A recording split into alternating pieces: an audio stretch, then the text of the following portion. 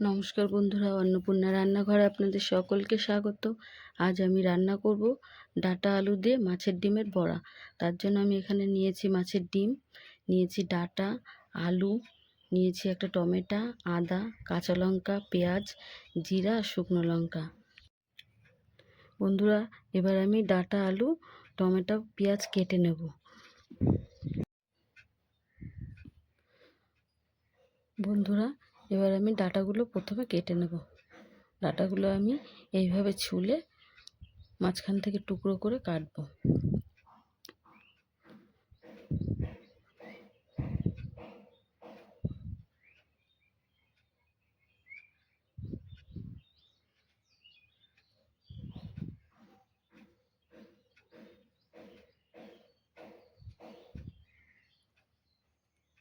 এবার আমি আলু ছুলে কেটে নেব। আলুগুলো আমি এরকম করে কেটে নেব।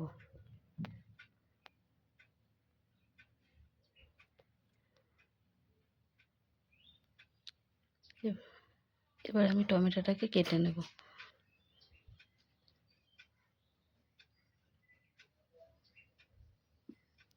এবার আমি পেঁয়াজটাকে কুচিয়ে নেব ছোট্ট ছোট্ট করে।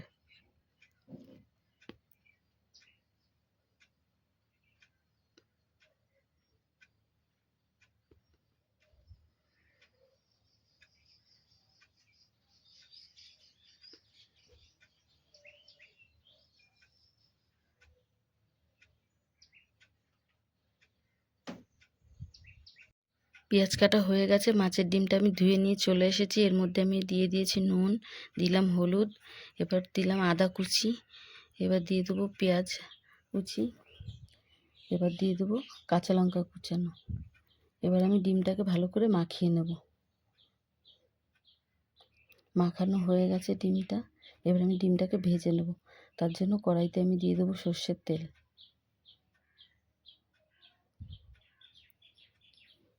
কড়াইয়ের তেল গরম হয়ে গেছে। এর মধ্যে আমি দিয়ে দেবো সামান্য একটু হলুদ, তাহলে ডিম ভাজার সময় ছিটবে না।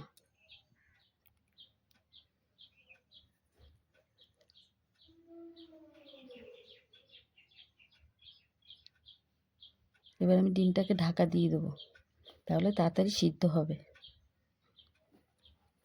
ডিমটা এবার আমি উল্টে নেব। ডিমটাকে এবার আমি কড়াইতেই টুকরো করে নেব খুন্তি দিয়ে কেটে।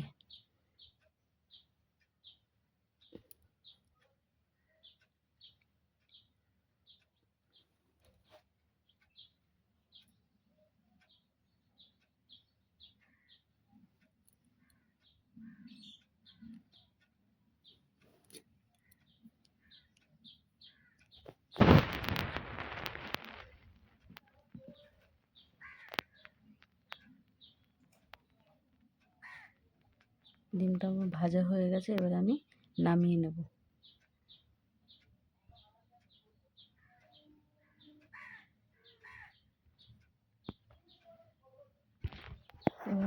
এবার আমি কড়াইতে দিয়ে দেবো সর্ষের তেল। তেল গরম হয়ে গেছে। এর মধ্যে দিয়ে দেবো সাদা জিরা। এবার এর মধ্যে আমি দিয়ে দেবো কেটে ধুয়ে রাখা আলু আর ডাঁটা।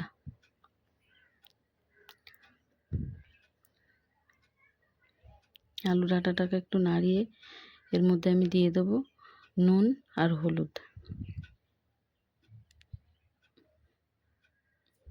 নুন হলুদ দিয়ে একটু নাড়িয়ে চাড়িয়ে হালকা করে ভেজে নেব। এবার আমি দিয়ে দেবো বেটে রাখা আদা, জিরা আর শুকনো লঙ্কা, আর দিয়ে দেবো টমেটো।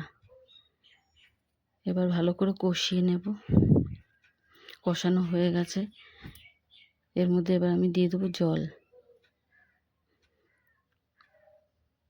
জল দিয়ে ঢাকা দিয়ে দেবো।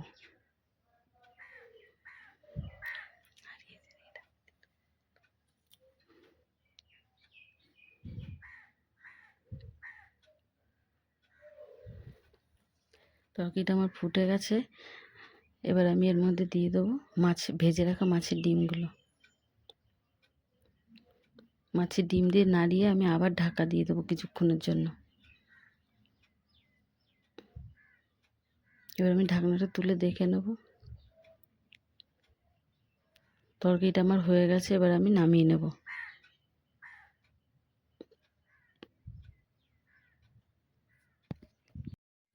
বন্ধুরা, তরকারিটাকে আমি নামিয়ে নিয়েছি। আমার তরকারিটা কেমন হলো অবশ্যই কমেন্ট করে জানাবেন।